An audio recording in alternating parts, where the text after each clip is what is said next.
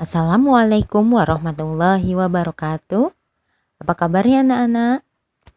Yang sholih dan sholiha, bertemu lagi dengan Ibu Desi Ratnasari dalam pembelajaran ilmu pengetahuan sosial.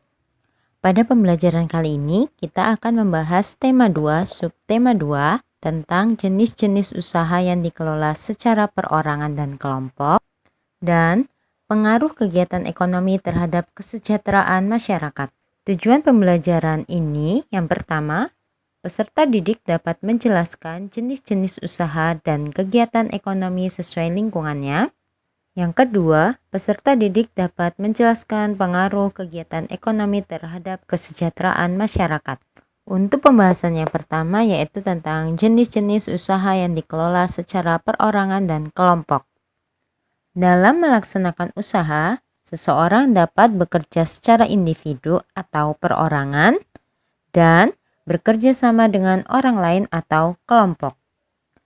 Bahkan, usaha seseorang dapat juga ditanggung jawab oleh negara.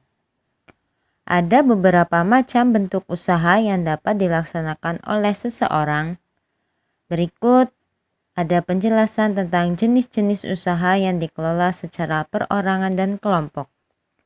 Yang pertama, usaha perorangan. Usaha ini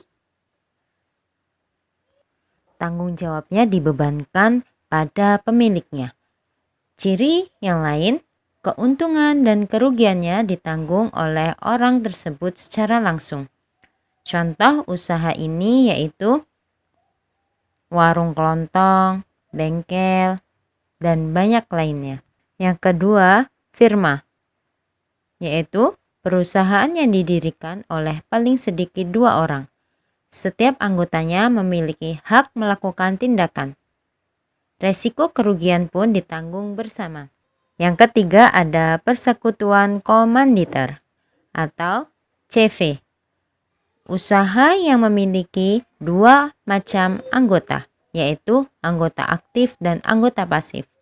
Anggota aktif berperan dalam menjalankan roda usaha, sedangkan anggota pasif bertanggung jawab dalam pemberian modal usaha. Contohnya adalah CV Rian Motor atau CV Kayu Jatiluhur, dan ada CV Lautan Teduh. Yang keempat, perseroan terbatas atau PT. Perusahaan yang modalnya dihimpun dari beberapa orang dengan cara menjual saham, yaitu surat tanda keikutsertaan penandaan modal. Pemilik saham memiliki kewenangan terhadap perusahaan tersebut dan berhak mendapatkan laba perusahaan. Contohnya adalah PT Indofood dan PT Unilever. Yang kelima ada badan usaha milik negara atau BUMN. BUMN bertanggung jawab atas kesejahteraan masyarakat Indonesia. Modal usaha BUMN ditanggung oleh negara. Dalam pengelolaannya, BUMN terbagi menjadi 2 badan usaha, yaitu Perum. Contohnya, Perum Peruri dan Perum Damri. Perum Peruri yaitu Perum Percetakan Uang Negara. Dan ada PT yaitu PT KAI atau Kereta Api Indonesia dan PT Pertamina. Yang keenam ada koperasi. Koperasi merupakan usaha bersama berdasarkan asas kekeluargaan. Di dalam koperasi, semua anggota wajib membayar simpanan pokok, yaitu simpanan yang hanya dibayar 1 kali, dan simpanan wajib, yaitu simpanan yang dilakukan tiap bulannya. Contoh koperasi adalah Koperasi Unit Desa atau KUD.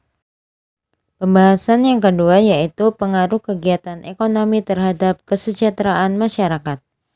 Kegiatan ekonomi merupakan kegiatan saling menguntungkan untuk memenuhi kebutuhan hidup. Kegiatan ekonomi di masyarakat meliputi kegiatan produksi, menghasilkan barang, distribusi, menyalurkan hasil produksi kepada konsumen, dan konsumsi, menghabiskan atau mengurangi nilai guna barang dan jasa. Ketiga jenis kegiatan ekonomi ini dilakukan untuk mencapai taraf hidup masyarakat yang sejahtera.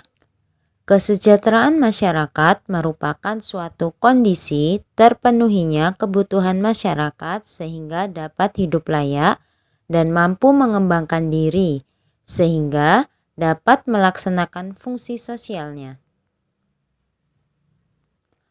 Kebutuhan masyarakat tersebut meliputi material, spiritual, dan sosial. Contohnya antara lain kesehatan, keadaan ekonomi, kebahagiaan, serta kualitas hidup masyarakat. Adanya pertumbuhan ekonomi tentu akan meningkatkan kesejahteraan masyarakat.